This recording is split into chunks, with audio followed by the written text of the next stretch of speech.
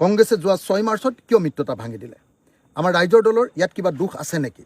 আমি স্পষ্টতাৰে কওঁ, আমি উদাৰ আছিলোঁ আৰু কংগ্ৰেছৰ সকলো উদ্ভট কথাবাৰ্তাত আমি মিত্ৰতাৰ স্বাৰ্থত সদায় সহ্য কৰি আহিছিলোঁ। কিন্তু কংগ্ৰেছে আমাক আত্মসমৰ্পণ কৰাব খুজিছিল, আমি আত্মসমৰ্পণ কৰিবলৈ সন্মত নহ'লোঁ। আমি মাত্ৰ 15খন আসনৰ তেনে সামান্য লক্ষ্য এটা দিছিলোঁ আৰু ন্যূনতম 59 কৰ্মসূচী কমন মিনিমাম প্ৰগ্ৰেম এখন বিচাৰিছিলোঁ। গৌৰৱ গগৈয়ে কিন্তু কমন মিনিমাম প্ৰগ্ৰেম অৰ্থাৎ ন্যূনতম 59 কৰ্মসূচী এখন কোনোপধ্যে ল'বলৈ ইচ্ছা প্ৰকাশ কৰা নাই। তেওঁ আমাক সন্মান দিব খোজা নাছিল আৰু গৌৰৱ গগৈয়ে দাম্ভিকতা দেখুৱাই মিত্ৰতা ভাঙি দিয়াৰ পক্ষত অৱস্থান লোৱা আমি দেখিলোঁ। আজিৰ দিনটোত আমি অতি দুখেৰে জনাওঁ যে যোৱা 19 ফেব্ৰুৱাৰীৰ মিত্ৰতাৰ বৈঠক বিফল হোৱাৰ পাছত 20 ফেব্ৰুৱাৰীত আমি কংগ্ৰেছ দললৈ আনুষ্ঠানিকভাৱে এখন পত্ৰ প্ৰেৰণ কৰিছিলোঁ।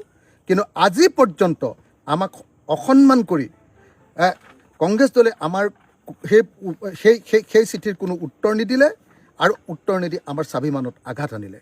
সেয়েহে আজিৰ তাৰিখত কংগ্ৰেছৰ সৈতে মিত্ৰতা সন্দৰ্ভত আলোচনা আগবঢ়াই নিয়াটো আমাৰ পক্ষে সম্ভৱপৰ নহয় বুলি বিবেচনা কৰি আজিৰ সভাই প্ৰস্তাৱ গ্ৰহণ কৰিছে আৰু এইখিনি কথা আমি সমগ্ৰ অসমৰ ৰাইজক আজি জানিবলৈ দিছোঁ।